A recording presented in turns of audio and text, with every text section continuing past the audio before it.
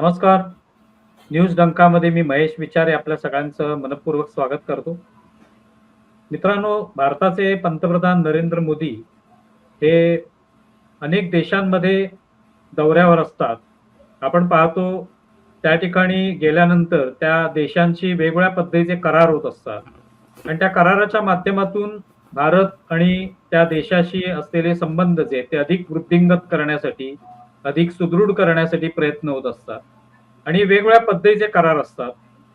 आणि अशा करारांमुळे आज आंतरराष्ट्रीय स्तरावर, जागतिक स्तरावर आपली एक वेगळी प्रतिमा निर्माण झालेली आहे आणि त्यातून भारताची प्रगती जी आहे ती सुद्धा अधिक चांगल्या पद्धतीने होते. आता नरेंद्र मोदी हे इंडोनेशियाच्या दौऱ्यावर होते, ऑस्ट्रेलियाच्या दौऱ्यावर पण आहेत ते. इंडोनेशियाच्या दौऱ्यामध्ये सुद्धा काही महत्त्वपूर्ण अशा करारांवर स्वाक्षऱ्या झाल्या किंवा काही करारांच्या दृष्टीने चर्चा झाली.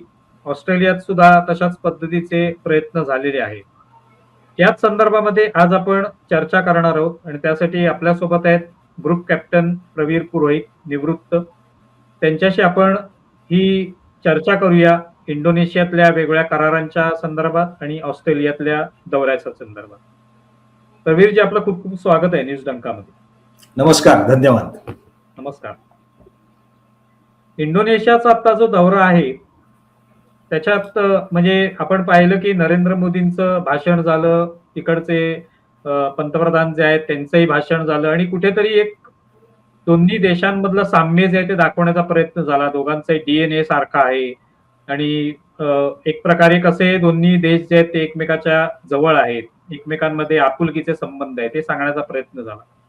त्याच्यामध्ये जवळपास 20 परस्पर सामंजस्य करार झालं असं सांगितलं जात आहे आणि या करारांमध्ये मग कुठेतरी डिजिटल माध्यमाच्या संदर्भात असेल किंवा रेअर अर्थ मिनरलच्या बाबत असेल, क्रिटिकल मिनरलच्या बाबत असेल किंवा संरक्षण क्षेत्राच्या संदर्भामध्ये असेल, बंदराच्या संदर्भात असेल, तसे वेगवेगळ्या प्रकारचे करार जे त्यांचा समावेश आहे आणि त्यामुळे हा जो दौरा होता हा एका वेगळ्या दृष्टिकोनातून पाहिला जातो. प्रामुख्याने त्याच्यामध्ये चीनचा सुद्धा संबंध येतो. कुठेतरी चीनला एक प्रकारे चेक देण्यासाठी सुद्धा या दौऱ्याचं महत्व असं म्हटलं जातं. तर या सगळ्या विषयी आपण बोलूया. तर पहिलं मला जाणून घ्यायचं की या दौऱ्याचं काय महत्व तुमच्या लेखी आहे? सर्वप्रथम म्हणजे इंडोनेशियाला आपले पंतप्रधान गेले, त्यानंतर ते आता ऑस्ट्रेलियाला आहेत. परंतु याच्या आधी अजून एक महत्वाची गोष्ट झाली होती, ती म्हणजे जपानच्या जे प्रधानमंत्री आहेत त्या आपल्या इथं सनाई ताकेची त्या भारतात आल्या होत्या. त्यांची सुद्धा एक 3-4 दिवस त्यांचा दौरा होता आणि त्यामध्ये सुद्धा खूप करार आणि खूप गोष्टींवर आपली सहमती झालेली आहे भारताची आणि जपानची. आणि जपान आणि भारताचे संबंध अजून सक्षम आणि दृढ झालेले आहेत. आणि याच्याच जसं आपण म्हणतो कंटिन्युएशन मध्ये आता पंतप्रधान गेले इंडोनेशियाला. इंडोनेशिया आणि आपले संबंध हे खूप खूप जुने आहेत. म्हणजे 2000 वर्षांपूर्वीपासूनचे आपले संबंध आहेत, जे प्रामुख्याने सागरी क्षेत्रात आपल्या ट्रेड वगैरे मुळे होते. आणि म्हणजे मी थोडं या आत्ताच्या वस्तुस्थितीकडे येण्याच्या आधी एक ऐतिहासिक गोष्ट सांगू इच्छितो, कारण ती खूप कमी जणांना माहिती आहे. ती म्हणजे इंडोनेशियाचं जे नौदल आहे, नेव्ही, इंडोनेशियन नेव्ही, त्यांचं जे क्रेस्ट वरचा जो मोटो असतो, जसा आपला शनोवरुण हा भारतीय नौसेनेचा आहे, तसा त्यांचा जो क्रेस्ट वरचा मोटो आहे तो आहे जलस्वेव जयमहे. हे संस्कृतातनं ओरिजिन आलेला हा इंडोनेशियाच्या नेव्हीचा मोटो आहे आणि त्याचं म्हणजे इंग्लिशमध्ये ट्रान्सलेट केलं तर on the sea we are glorious असं होतं. यावरनं एक गोष्ट कळून येते की आपले आणि इंडोनेशियाचे किती म्हणजे प्राचीन काळी सुद्धा किती चांगले संबंध होते आणि कल्चरल लिंकेजेस आपले जे म्हणतात ते होते. दुसरी गोष्ट, इंडोनेशियाचं जे राष्ट्रीय चिन्ह आहे त्याच्यावर एक गरुडचा म्हणजे गरुड आहे त्यांच्या राष्ट्रीय चिन्हावर. आणि गरुड हे आपल्याला माहिती आहे की रामायणात गरुड हे किती महत्वाचा पक्षी होता आणि त्याचं काय काय झालेलं होतं ते आपल्याला माहिती आहे. आणि त्यामुळे इंडोनेशिया म्हणजे त्यांच्या एका परदेशी नेव्हीमध्ये सुद्धा संस्कृत, ज्यांची भाषा संस्कृत नाहीये त्याच्यामध्ये सुद्धा संस्कृतचा मोटो असणं हे खूप मोठी गोष्ट आहे. आणि आपलं म्हणजे ह्याचं प्रतीक आहे की आपला प्रभाव किती एकेकाळी त्या एरियामध्ये रिजनमध्ये होता. दुसरी गोष्ट म्हणजे इंडोनेशियन नेव्हीचे पाणबुड्या ज्या आहेत त्या बऱ्याचशा पाणबुड्या ह्या भारत म्हणजे आपल्या ऐतिहासिक महाभारत आणि रामायण मधल्या नावानी आहेत. एक त्यांचं तिथं एक जुनी सबमरीन होती, त्याचं नाव होतं पशुपती. आता पशुपती आपल्याला माहितीये की भगवान शंकराचं नाव आहे, एक वेगळं दुसरं नाव आहे. ती आता म्युझियम सारखी कन्व्हर्ट केलेली आहे. आणि या व्यतिरिक्त सुद्धा अजून एक 2-3 अशा सबमरीन्स आहेत ज्यांची नावं महाभारत किंवा रामायणात न घेतलेली आहेत त्यांच्या आत्ताच्या सबमरीन्स मध्ये सुद्धा. सो हे खूप खोल आपले संबंध आहेत. आता आता जर बघायचं झालं म्हणजे वर्ल्ड वॉर नंतर नेहरू आणि प्रेसिडेंट सुकार्नो जे होते ते दोघेही एकत्र आले होते की कोलोनियल म्हणजे सगळ्या या पाश्चात्य कोलोनियलिझमच्या विरुद्ध, आणि बांडुंगमध्ये त्यांचं एक कॉन्फरन्स झालं होतं. त्याच्यानंतर नॉन अलाइन मुवमेंट जे आपण म्हणतो ती स्थापन झाली होती. त्याच्यात इंडोनेशिया आणि इंडियाच्या तेव्हाच्या म्हणजे लिडरशिपचा खूप मोठा हात होता. त्याच्यानंतर दुर्दैवानी अंदमानवरनं थोडेसे पूर्वी थोडे मतभेद झाले होते, पण ते नंतर मिटले म्हणजे आपल्यात आणि इंडोनेशियामध्ये. आणि आपण सर्वसाधारण बघितलं तर 80 किंवा 70च्या उशिराच्या दशकात आपण बघितलं की इंडोनेशिया आपल्या देशात कशासाठी माहिती होता तर बॅडमिंटनसाठी माहिती होता. लिन स्वी किंग, रुडी हार्टोनो वगैरे आणि आपले प्रकाश पदुकोण हे सगळे खूप त्यांच्यात अटीतटीची चुरस म्हणजे चुरशीची लढत व्हायची आणि त्यामुळे आपल्याला माहिती होती. पण काही कारणाने इंडोनेशिया आपल्या भारताच्या म्हणजे सामरिक क्षेत्रात सुद्धा कुठेतरी असा फार खाली असा मानला जात होता. म्हणजे महत्व असं त्याचं काही कारणांनी ते कमी झालं आणि कारणं काही बरीच आहेत. परंतु चांगली गोष्ट म्हणजे जेव्हा आपण लुक ईस्ट पॉलिसीचं धोरण नरसिंहराव पंतप्रधान होते तेव्हा ते सुरू केलं आणि आता ती ऍक्ट ईस्ट झाली 2014-15 साली. त्याच्यानंतर सगळ्या या जे आसियान राष्ट्र आहेत त्यांना आपण एक त्यांचं महत्व जास्त झालेलं आहे. त्यांना सुद्धा भारताचं महत्व कळलेलं आहे, कारण ते सुद्धा चीनच्या दबावाखाली आहेत आणि त्यांना एक असा देश हवाय मित्र म्हणून की जो चीन सारखा वागणारा नाहीये, आणि त्यात भारत म्हणजे सर्वप्रथमच आहे. आता ह्या भेटीमध्ये काय झाले की बरेचसे करार झालेले आहेत, बऱ्याचशा संधी आता दोघा देशांना आहेत आपली मैत्री अजून बळकट करायला. त्यातलं एक म्हणजे इंडोनेशिया आणि भारतामध्ये लष्करी सराव हे चालूच असतात आणि बऱ्याच वेळा त्यात नेव्ही सर्वात पुढे आहे आणि साहजिकच, कारण दोन्ही नेशन्स हे मॅरीटाईम नेशन्स आहेत. आणि कोऑर्डिनेटेड पॅट्रोल्स ज्याला म्हणतात, जे नेव्हल टर्मिनॉलॉजीमध्ये, की दोन्ही देशांच्या नौदलाच्या बोटी किंवा कोस्टगार्डच्या बोटी एकत्र करून टेहळणी करतात आणि ते सगळं आधी त्याचं प्लॅनिंग झालेलं असतं. आता यात अजून भर पडलेली आहे म्हणजे ज्याला आपण मॅरीटाईम डोमेन अवेअरनेस म्हणतो, म्हणजे सागरी क्षेत्रात काय चाललेलं आहे, पाण्यावर तरंगणाऱ्या सगळ्या वाहन म्हणजे आपल्या जहाजांमध्ये काय आहेत, ते कुठे चाललेत, काय करतायत. समुद्राच्या खाली म्हणजे पाणबुड्या किंवा अंडरसी व्हेसल्स आता खूप झाले, त्याच्यात अनमॅन्ड सुद्धा आलेले आहेत आता. आणि सागरी क्षेत्राच्या वर हवेत काय चाललेलं याच्या सगळं आपल्याला जाणीव असली पाहिजे, कारण त्याच्यासाठी आपल्यात कोऑर्डिनेशन आणि कोऑपरेशन हे दोन्ही गोष्टी आता या दौऱ्यानंतर अधिक वाढतील. आणि त्यामुळे काय होतं की कुठलेही म्हणजे तुम्ही नॉन स्टेट ऍक्टर्स ज्याला म्हणतात, पायरेट्स किंवा ते काय करतायत किंवा कुठलं जहाज काय कुठे जात आहे हे सगळे आपल्याला खबर असते आणि ते मॅरीटाईम डोमेन अवेअरनेस त्याच्याने वाढतं. त्यानंतर लष्करी सराव म्हणजे आपले गरुडा नावाचे एक्सरसाइजेस जे असतात भारतामध्ये आणि इंडोनेशियामध्ये होतात त्याला अजून बळ मिळेल, कारण त्याचा जो स्कोप आहे, त्याचा वाव आहे तो वाढणार आहे. त्यानंतर IIM बंगलोरचं IIMनी आता तिथं कॅम्पस काढण्याचं ठरवलेलं आहे. तो एक महत्वाचा मुद्दा झालेला आहे. त्यामुळे आपलं काय होईल की आपलं जे एज्युकेशन क्षेत्रात जे आपलं सगळं ज्ञान आहे किंवा ते आपल्याला तिथं नेता येईल आणि त्या देशाला म्हणजे पाश्चात्य देशांपेक्षा कमी खर्चात आणि चांगलं क्वालिटीचं शिक्षण हे त्यांना यामुळे मिळू शकेल तिथं. सो हा एक महत्वाचा मुद्दा आहे, जो आपण म्हणजे नॉर्मली सगळ्या ह्याच्यात आपण म्हणतो की लष्करी वगैरे वगैरे, पण हे जे एज्युकेशन किंवा ह्याच्यानी त्यांचं एम्पॉवरमेंट जे होणार आहे ते खूप महत्वाचं आहे आणि त्या देशाला त्याची जाणीव आहे.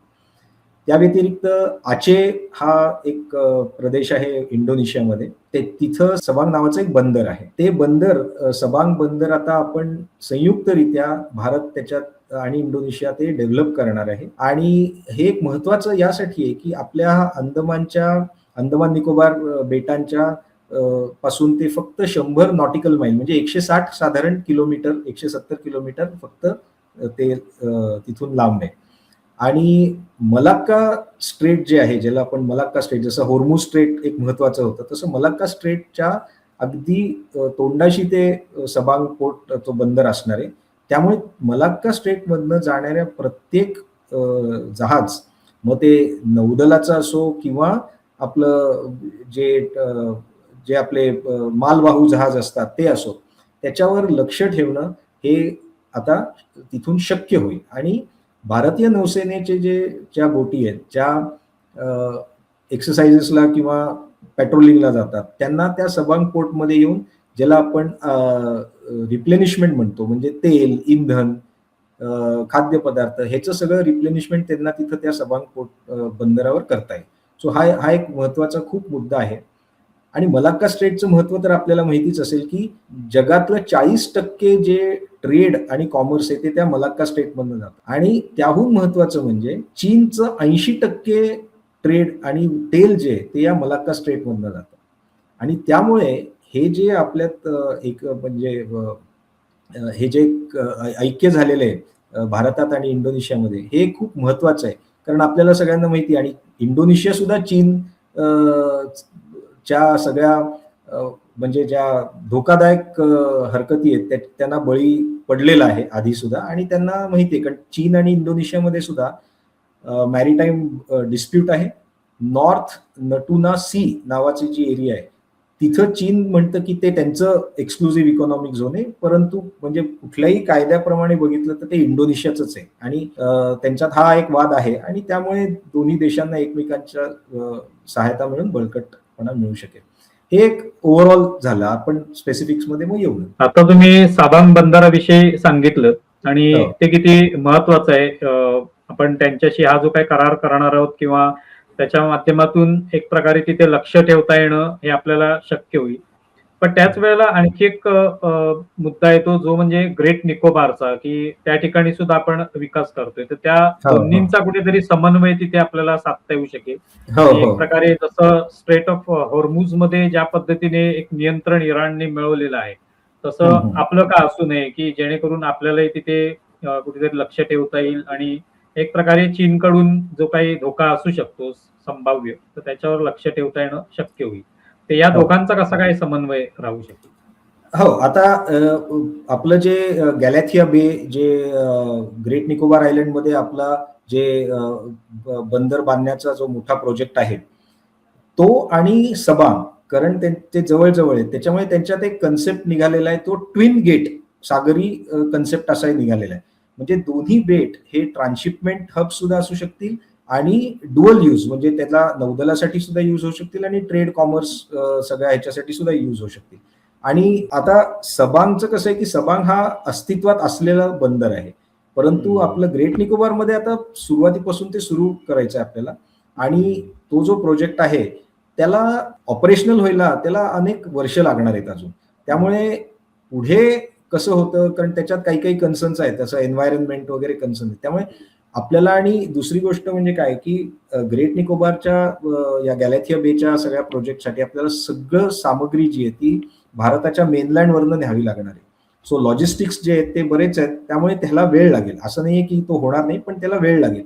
आणि त्या कारणाने, आणि हे जे ऑलरेडी या दोघांनी म्हणजे आपल्या दोन्ही देशांनी डिसाईड केले की ट्विन गेट कन्सेप्ट करायचा सबांग, त्यामुळे ते परस्पर कॉम्पिटिशन मध्ये नसतील, बट कॉम्प्लिमेंटरी असतील एकमेकांना, असा कन्सेप्ट तरी आहे. आता याबरोबरच तुम्ही स्वतः डिफेन्सच्या क्षेत्रामधले आहात, तर तिकडे जो इंडोनेशियाशी झालेला करार आहे डिफेन्सच्या संदर्भात बघायला झालं तर ब्रह्मोस आणि अस्त्र या दोन मिसाईलच्या संदर्भात आहे. ब्रह्मोस सारखा सुपरसॉनिक आहे आणि अस्त्र सारखा आहे एअर टू एअर हे करणार. तर याच्या संदर्भामध्ये सुद्धा महत्वाचे करार झालेले आहेत आणि अस्त्राची जी विक्री आपण करणार आहोत त्याच्यामुळे एक प्रकारे आपल्याला फायदा होऊ शकतो.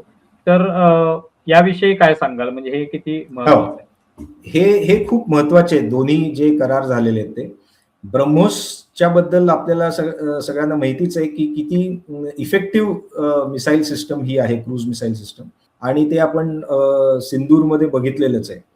ब्रह्मोस फिलिपिन्सनी ब्रह्मोस मिसाईल घेतलेली आहे. व्हिएटनामशी चर्चा चालू आहे. म्हणजे व्हिएटनामशी इनफॅक्ट रक्षा सचिव म्हणाले होते की व्हिएटनामशी सुद्धा झालेला आहे करार. आणि आता इंडोनेशिया सुद्धा ते ब्रह्मोस मिसाईल घेईल. यामागे महत्वाची गोष्ट म्हणजे अशी आहे की ब्रह्मोस एकतर प्रूव्हन मिसाईल सिस्टम आहे. त्यानंतर त्याच्यासारख्या मिसाईल्स ज्या आहेत जगामध्ये त्यापेक्षा ती खूप स्वस्त आहे.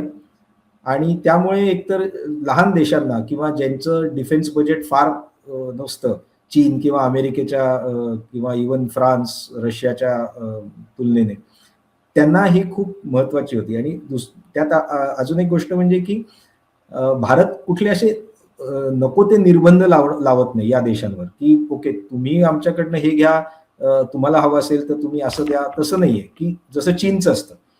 चीनचं गणित अगदी सरळ आहे. ते म्हणतात तुम्हाला आमच्याकडनं आम्ही देतो तुम्हाला पैसे, हे इतकं लोन, इतका टक्के त्याच्यावर व्याज, आणि नाही झालं तर मग तुम्ही सगळं कंट्रोल आमच्याकडे द्या. आपलं तसं काही नाही. आपलं एकदम पारदर्शक आणि सरळ जे काय आहे डीलिंग सरळ आहे. त्यानंतर ब्रह्मोसचं जी इफेक्टिव्हनेस आहे ती सगळ्या या म्हणजे शिप्स म्हणजे नौदलाच्या चे जहाज असो त्यांच्या विरुद्ध सुद्धा खूप खूप चांगलं आहे. आणि त्यामुळे काय होतं की जरी त्याची रेंज जी आता आपण त्यांना विक्री करतोय त्याचं रेंज अजून काही बाहेर आलेली नाही, पण आपण समजा म्हटलं की 300 किलोमीटरच्या आसपास जरी असेल तरी कुठलाही देश जो म्हणजे त्यांचा प्रतिस्पर्धी देश जो काही कोअर्शन ज्याला आपण म्हणतात मिलिटरी कोअर्शन करण्याचा प्रयत्न करत असेल तर त्यांना आता त्यांना लक्षात येईल की या तिन्ही देशांकडे फिलिपिन्स, इंडोनेशिया आणि व्हिएटनाम या देशांकडे ब्रह्मोस मिसाईल सिस्टम आहे. आणि त्यामुळे ते जे काय म्हणजे आता अगदी साध्या मराठीत म्हणायचं तर दादागिरी करण्याचा प्रयत्न करतील ती त्यांना करता येणार नाही. आणि लक्षणीय गोष्ट अशी आहे की या तिन्ही देश जे मी म्हणले व्हिएटनाम, फिलिपिन्स आणि इंडोनेशिया सर्वांच्या चीन बरोबर मॅरीटाईम डिस्प्यूट्स आहेत. कारण प्रत्येक या तिन्ही देशांचं जे एक्सक्लुझिव्ह इकॉनॉमिक झोन आहे त्याच्यात आपला चीन हात मारायचा प्रयत्न करतात. ते म्हणते हे आमचं आहेत आणि तिथं ते त्यांचे जे मच्छीमार येतात त्यांना त्रास देतात. हे सगळे आता असं होणार आहे की याच्याने ही जी व्यवस्था आहे ती बळकट होणार आहे. आणि संतुलन निर्माण करायला हे खूप खूप महत्वाचं आहे की एक देश जो आहे जो पूर्ण गुंडागर्दी करतोय त्या देशाच्या विरुद्ध जर दुसरे देश मजबूतपणे उभे राहिले आणि त्यांच्याकडे अशी क्षेपणास्त्र असली की जी त्यांना माहितीये की ह्याच्यानी म्हणजे त्या दादागिरी करणाऱ्या देशाचं नुकसान होईल तर ते एक संतुलन निर्माण होतं. ते म्हणजे मी असं म्हणत नाही की चीन हे बंद करेल वगैरे, परंतु त्यांना दरवेळेला विचार करावा लागेल की कुठपर्यंत आपण हे त्यांना त्रास द्यायचा. तो एक महत्वाचा मुद्दा आहे. दुसरा म्हणजे आपल्या डिफेन्स एक्सपोर्ट्सला तर एक खूप मोठी म्हणजे बूस्ट मिळतो. कारण आपण सुद्धा खूप डिफेन्स इक्विपमेंट आयात करतो, पण निर्यात केल्यामुळे काय होतं की आपल्या स्वतःच्या R&D साठी फंडिंग किंवा आपले डेव्हलपमेंट त्याला एक वाव मिळतो आणि एक भारताचं प्रभुत्व वाढतं. या जिथं आपण डिफेन्स इक्विपमेंट एक्सपोर्ट करतो तिथं आपलं प्रभुत्व वाढतं. हे झालं ब्रह्मोसचं. आता अस्त्रा जी एअर टू एअर मिसाईल आहे ती आपली पूर्णपणे आपली इंडिया डेव्हलप्ड आहे आणि ती सुद्धा अस्त्रा मिसाईल सुद्धा सिंदूरमध्ये वापरलेली होती आणि ती इफेक्टिव्ह होती. आता ही जी एअर टू एअर मिसाईल आहे त्या सध्या काय होतंय की त्या देशांमध्ये म्हणजे आसियान देशांमध्ये खास करून फिलिपिन्स किंवा आपले इंडोनेशिया, मलेशिया यांच्याकडे अस्त्रा मिसाईल जी आहे किंवा एअर टू एअर मिसाईल जी आहे त्याची रेंज ज्या आहेत त्या बियॉन्ड व्हिज्युअल रेंज असल्या तरी त्या लिमिटेड आहेत. अस्त्रांनी काय होतं, त्याची ती रेंज वाढते आणि अस्त्र आपण मिसाईल ह्यांच्या आपल्या इंडोनेशियाकडे Su-30 जसं आपल्याकडे आहे, तसं त्यांच्याकडे सुद्धा एक Su-30चं व्हर्जन आहे. त्याच्यावर ते लावणार आहे. त्यामुळे ते कारण ते आपण भारतात ऑलरेडी केलेलं आहे. त्याच्यामुळे त्यांच्या Su-30वर मॉडिफाय करणं सुद्धा त्या मानाने सोपं जाईल आणि त्यांना परत एक चांगली वेपन सिस्टम आणि जी त्यातल्या त्यात स्वस्त आहे ती आणि जी सिद्ध झालेली आहे. म्हणजे चीनी वेपन सिस्टम सुद्धा अगदी स्वस्त असू शकतात, पण त्यांची काय हालत झाली होती आपण बघितलंय सिंदूरमध्ये. त्यामुळे त्याच्याने एकतर काय होतं की त्यांचं डेटरन्स ज्याला म्हणतो आपण ते वाढतं आणि त्यांना एक केपेबिलिटी निर्माण होती, जी त्या देशाला जसं आपण म्हणतो स्ट्रॅटेजिक ऑटोनॉमी, तसं त्या देशाला सुद्धा एक ती मिळण्यासाठी आणि त्यांची सॉव्हरेंटी जी आहे ती राखण्यासाठी मदत होते. मगाशी जो एक मुद्दा उपस्थित केला तो म्हणजे ही शस्त्र जी आहेत ती आपण ज्या वेळेला विकतोय, जसं फिलिपिन्सला दिलेली आहेत किंवा व्हिएतनामला दिलेत आणि आता इंडोनेशियाला सुद्धा देणार आहोत. तर याच्यातून एक आत्मनिर्भर होण्यासाठी जो काही प्रयत्न आपला चालू आहे अनेक वर्षांपासून, अर्थात आपण बाकीच्यांबरोबर सुद्धा हे सगळं डेव्हलप करताना दिसतो. म्हणजे ब्रह्मोस मध्ये रशिया आणि आपण असं ते एकत्र करून ते केलेलं आहे. तर तसं याचे काय इम्पॅक्ट भविष्य काळामध्ये होणार, आत्मनिर्भर आपण डिफेन्सच्या बाबतीत होणार? पूर्णपणे आत्मनिर्भर होणं ह्याला खूप वेळ लागणार आहे आणि कारण आपल्याकडे काही काही आहेत, काही काही कमी आहेत, त्या आपल्याला दूर कराव्या लागतील. परंतु जेव्हा आपण डिफेन्स एक्सपोर्ट वाढवतो तेव्हा एकतर आपल्याला फॉरेन एक्सचेंज मिळतं, कारण हे डील्स नॉर्मली फॉरेन एक्सचेंज म्हणजे डॉलर्समध्ये असतात, त्यामुळे एक तर फॉरेन एक्सचेंज मिळतं. दुसरं म्हणजे आपलं जसं मी म्हणलं इन्फ्लुएन्स किंवा प्रभुत्व हे त्या देशांमध्ये वाढतं. त्यांना असं जाणवतं या देशांना की एक हा पक्का मित्र आहे आपल्याबरोबर जो उभा राहील आणि आपल्याला जे लागणार आहे आपल्या स्वतःच्या म्हणजे त्या देशाच्या इंडिपेंडन्ससाठी, सॉव्हरेंटीसाठी ते आपल्याला तो देईल आणि त्याच्यात आडगाठ्या घालणार नाहीत जेव्हा वेळ येईल तेव्हा. हा एक महत्वाचा. तिसरी गोष्ट म्हणजे बरेच देश असे आहेत जगात की ज्यांना प्रत्येकालाच आपलं संरक्षण करण्यासाठी म्हणजे काय अत्याधुनिक क्षेपणास्त्र, अत्याधुनिक प्लॅटफॉर्म्स हे लागतात. परंतु अत्याधुनिक आता आपण समजा जे रशियाचं 5th जनरेशन फायटर आहे किंवा अमेरिकेचे ते बघायला गेलं तर ते अतिशय महाग आहेत. या देशांना ते परवडत नाही. परवडणारं आणि त्यांचे जे रिक्वायरमेंट्स आहेत त्याला असे त्यांचे रिक्वायरमेंट्स पूर्ण करणारं असं एक वेपन सिस्टम ह्याच्याकडे भारताकडे ते बघू शकतात आणि एकदा आपले एक्सपोर्ट झाले आणि ते शेवटी काय ते जे काय आपण विकतोय त्यांना ते रिलायबल पाहिजे. ते जर रिलायबल सिद्ध झालं आणि ते न होणं यासाठी मला काही कारण दिसत नाही, तर एकतर म्हणजे अजून आपल्याकडे ऑर्डर्स येतील, डिमांड्स येतील की आम्हाला अनेक देश येतील. त्यामुळे काय होईल की देश शेवटी एका देशाला जो एका सपोज चीनवर तो निर्भर आहे की त्यांच्या वेपनसाठी त्यांना जर आपण चीनच्या पेक्षा चांगलं आणि कॉम्पिटिटिव्ह रेट्समध्ये दिलं आणि त्याच्यात आडघाट्या घातल्या नाही, उगीच नको ते म्हणजे काय म्हणतात कारण दिली नाही, अटी शर्ती दिल्या नाही, तर मग ते आपल्याकडे अजून बघतील आणि मग त्यामध्ये आपल्याला देशात काय होईल, ह्याला एक चालना मिळेल, आपले इंडस्ट्रीज, मॅन्युफॅक्चरिंग सगळ्याला नोकऱ्या या वाढतील आणि त्याच्यामुळे आपल्या इकॉनॉमीला सुद्धा तो एक मोठा फायदा होईल. इंडोनेशिया बरोबरच आता ऑस्ट्रेलियाच्या दौऱ्यावर पंतप्रधान आहेत आणि तिकडे प्रामुख्याने जो मुद्दा आहे तो म्हणजे युरेनियमचा, कारण जवळपास 30% वगैरे युरेनियम जे आहे ते ऑस्ट्रेलियाकडे आहे. सगळ्यात जास्त युरेनियमचा साठा त्यांच्याकडे आहे आणि त्याच्यामुळे ऊर्जेच्या संदर्भात आपल्याला खूप फायदा होऊ शकतो असं म्हटलं जाते. तर हा काय करार आहे किंवा याचं काय महत्व आहे? हो, आता ह्याचं काय झालं की अनेक वर्षांत म्हणजे साधारण आय थिंक एक 10-12 वर्षाच्या आधीच भारताचा आणि ऑस्ट्रेलियाचा एक MOU सारखं झालं होतं युरेनियम सप्लाय करायचा. परंतु त्याच्यात एक टेक्निकल प्रॉब्लेम येत होता. तो म्हणजे भारत न्यूक्लिअर सप्लायर्स ग्रुपचं जे ग्रुपिंग आहे आंतरराष्ट्रीय त्याच्यात त्याचा मेंबर नव्हता आता 2006 मध्ये जेव्हा ती 1-2-3 करार झाला होता आपला अमेरिकेशी, तेव्हा त्यांनी ते आपल्याला वेव्हर दिलं होतं. चीन आपल्याला ते वेव्हर द्यायला तयार नव्हतं आणि अजूनही नाही. तर ऑस्ट्रेलियाचा प्रॉब्लेम असा होता, की ऑस्ट्रेलियाच्या नियमांप्रमाणे ते युरेनियम अशा देशाला विकू शकतात जे न्यूक्लिअर सप्लायर्स ग्रुपचा मेंबर आहे त्यांना. आणि त्यामुळे ॲक्चुअली जरी आपलं सगळं एमओयू झाला होता, तरी ते युरेनियम आपल्याकडे म्हणजे प्रत्यक्षरित्या येत नव्हतं. तर ह्या करारामुळे काय झालंय, तो एक मोठा मुद्दा सॉल्व्ह झालाय. तो म्हणजे आता त्यांनी एनएसजी साठी एकतर आपल्या भारताला त्यांनी पाठिंबा दिलाय ऑस्ट्रेलियाने, की एनएसजीचं सदस्य आपण झालं पाहिजे. दुसरी गोष्ट, की जो त्यांना एक संकोच होता, की हे युरेनियम समजा आपण अणु म्हणजे आपले वेपन्स ला वापरलं तर काय? म्हणजे त्याचा गैरफायदा घेतला तर काय? सो त्यांना आता ती जाणीव झालेली आहे, की भारत एक अगदी म्हणजे रिस्पॉन्सिबल जो म्हणतो आपण मेंबर आहोत.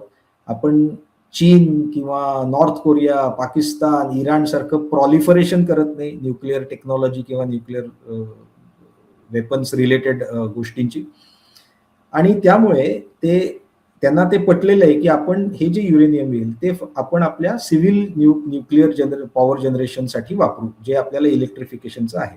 आणि 2047 पर्यंत मी एक तुम्हाला फिगर सांगतो, की 2047 पर्यंत आपल्याला काहीतरी क्लीन एनर्जीच्या जो आपला ध्येय आहे त्याच्याप्रमाणे 30 गिगावॉट जी आपली ऊर्जा आहे, इलेक्ट्रिसिटी आहे, ती आपल्याला न्यूक्लिअर पॉवरनी निर्माण करायची आहे. आणि त्यासाठी युरेनियम हे खूप खूप जरुरी आहे, कारण आपल्याकडे न्यूक्लिअर प्लांट्स आहेत, अजून वाढतायत. तर त्याच्यासाठी पण जर त्याचं म्हणजे रॉ मटेरियल युरेनियम आलं नाही तर ते आपल्याला शक्य नव्हतं. आता या करारामुळे ते येईल आपल्याकडे. आणि इंटरनॅशनल ॲटॉमिक एनर्जीचे जे सेफगार्ड्स आहेत ते दोन्ही देशांनी मान्य केले, की त्या सेफगार्ड्स प्रमाणे सगळं ते एक्सपोर्ट होईल, आपण इम्पोर्ट करू आणि त्याप्रमाणे सगळं करू. सो आपल्याला क्लीन एनर्जी आणि रिलायबल एनर्जी जी म्हणतो आपण, म्हणजे कोळशाच्या पेक्षा जसं सोलर, सौर ऊर्जा किंवा आता हे न्यूक्लिअर एनर्जी, हे खूप महत्वाचं आहे. आणि त्याच्यासाठी आपल्याला मोठी चलना मिळेल, मोठा एक म्हणजे पाठिंबा मिळेल. आणि ते जे आपलं लक्ष आहे 2047 पर्यंत न्यूक्लिअर एनर्जी किती इलेक्ट्रिसिटी प्रोड्यूस करायची, त्याला ते म्हणजे आता शक्य होईल असं आपल्याला म्हणता येईल, कारण तेवढी खात्री आहे, कारण आता युरेनियम आहे. ती एक गोष्ट झाली. त्यानंतरची गोष्ट म्हणजे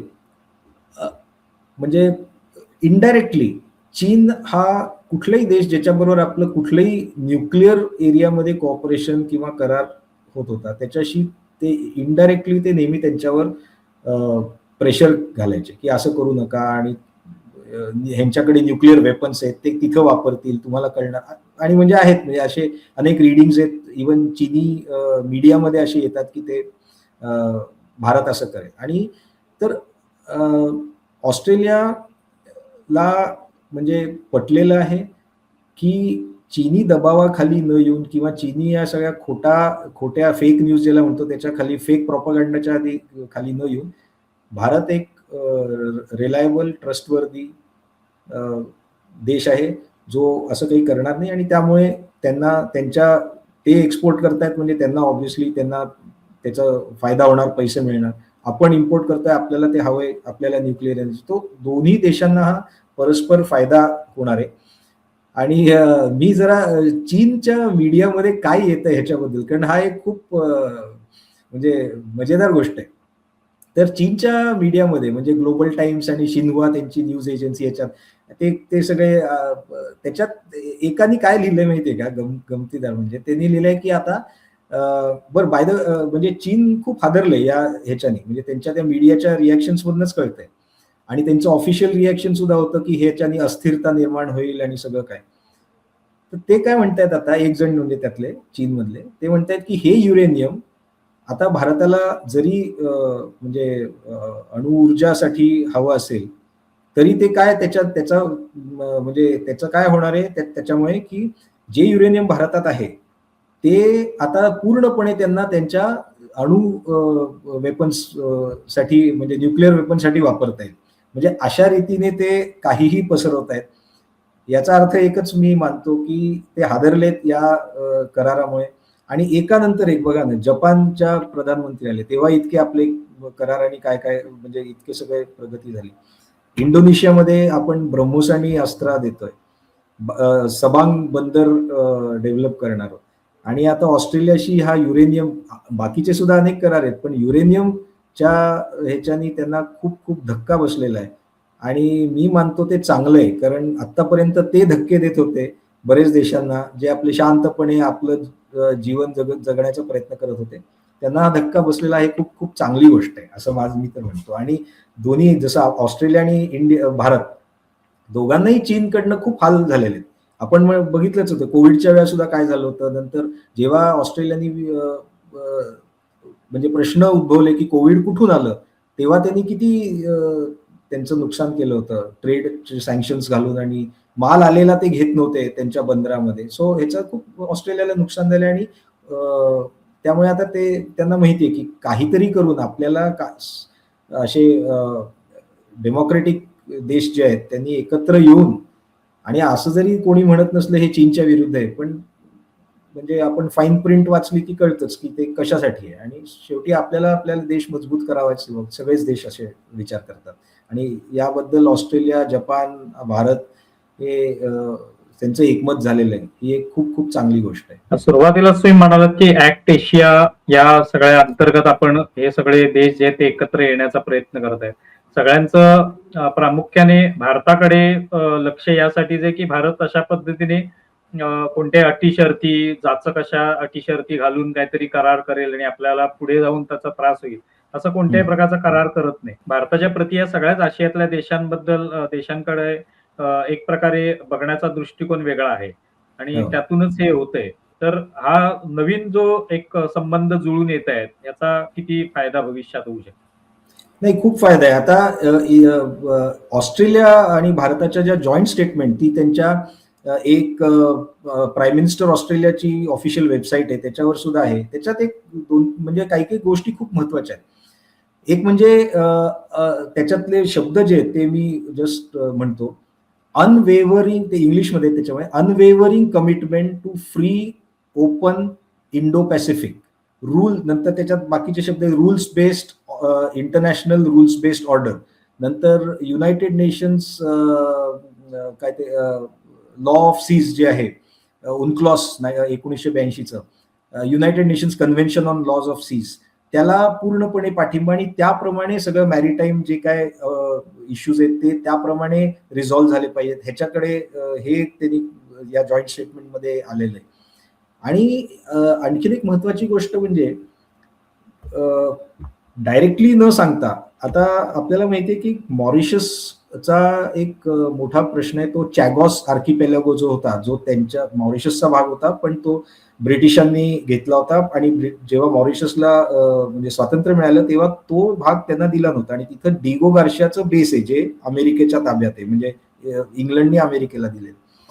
तर त्याच्यात इंग्लंड आणि मॉरिशसमध्ये एक करार सारखं म्हणा किंवा एक अंडरस्टँडिंग झालं होतं की ते काय त्याचं करायचं आहे. आणि बाकीचे चॅगॉसचे आयलंड सगळ्यात मॉरिशसला जातील आणि डिगो गार्शिया अजून राहील. त्याचं कारण वेगळं होतं. पण मध्ये काय झालं की फेब्रुवारीच्या नंतर साधारण तेव्हा कधीतरी डोनाल्ड ट्रम्प म्हणाले की त्यांनी खूप नावं ठेवली इंग्लंडच्या पंतप्रधानांना की हे मूर्खपणा आहे, हे तुम्ही देताय त्यांना परत वगैरे वगैरे. पण या ज्या ऑस्ट्रेलिया भारताच्या या जॉईंट स्टेटमेंटमध्ये चॅगॉस नाव असं घेतलेलं नाहीये, परंतु जे त्याचं म्हणजे त्याचं जे टेक्स्ट आहे तो इनडायरेक्टली का होईना याकडे पॉइंट करतो की जे अंडरस्टँडिंग इंग्लंड आणि मॉरिशस मध्ये झालेले, त्याच्यात भारताचा खूप महत्वाचा रोल होता ते त्यांच्यात ते अंडरस्टँडिंग आणण्यात.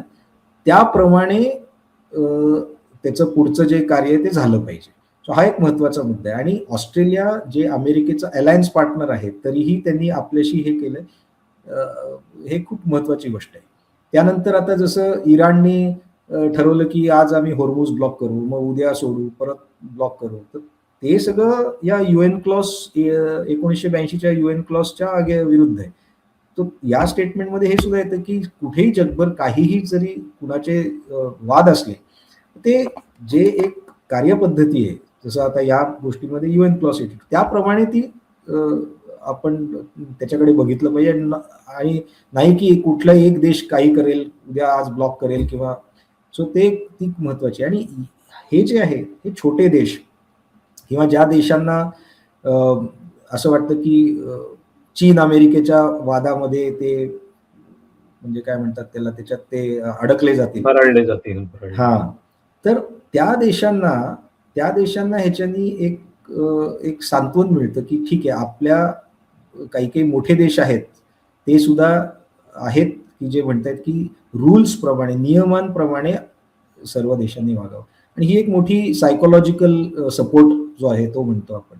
त्यामुळे ह्या जॉईंट स्टेटमेंटमध्ये जे आहे इंडिया आणि ऑस्ट्रेलियाच्या हे खूप म्हणजे चांगलं आहे. नंतर त्याच्यात आपल्या पदव्यांना एकमेकांच्या पदव्यांना रेकग्निशन देण्याचं सुद्धा एक आहे. तो त्याच्यानी सुद्धा आपल्या एक माहिती आपल्याला खूप विद्यार्थी ऑस्ट्रेलियात जातात शिकायला. नंतर त्या पदव्या आता ते घेऊन येतील त्या भारतात त्या रेकग्नाइज होतील. त्याचप्रमाणे आपल्या पदव्या तिथं रेकग्नाइज होतील. सो आपण जे म्हणतो लेबर मोबिलिटी किंवा माणसं जे इकडून तिकडे जातात प्रोफेशनल मोबिलिटीला त्याला खूप वाव मिळेल. ही एक महत्वाची गोष्ट झालेली आहे. तुम्ही हे सगळे महत्वाचे मुद्दे मांडलेत. म्हणजे एकंदरीत भारत वेगवेगळ्या देशांशी जेव्हा करार करतोय, आता मोदी ज्या वेगवेगळ्या देशांमध्ये जातात तिथे भारताकडे एका वेगळ्या दृष्टिकोनातून म्हणजे एका मित्रत्वाच्या दृष्टिकोनातून बघितलं जाते की हा देश जो आहे हा कोणत्याही पद्धतीने आपल्याला नाडणारा किंवा आपल्याला कुठेतरी दबावाखाली आणणारा, आपल्यावर वर्चस्व गाजवणार नाहीये.